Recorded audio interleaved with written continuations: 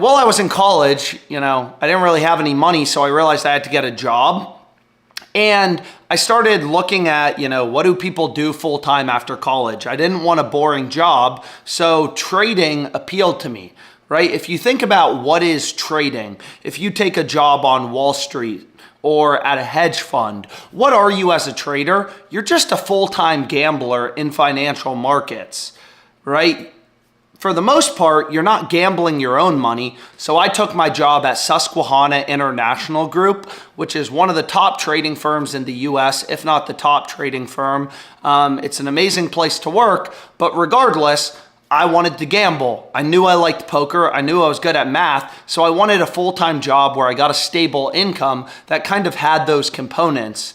So what I learned, just kind of talking to people who worked in trading, is basically you're just a full-time gambler. You're gambling the firm's money. So in the case of Susquehanna, I'm gambling the founder's money and for an expected return. So I thought that was really exciting. I worked at a bunch of different trading firms. I interned at a bunch of different trading firms before I ultimately took a full-time job in trading.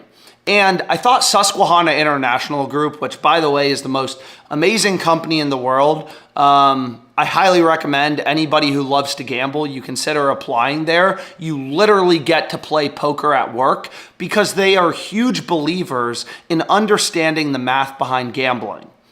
Right? So what I mean by that is trading is very mathematical. It's very data driven. So when I started out at Susquehanna or SIG, they literally don't even let you trade. They don't let you actually trade for like the first year.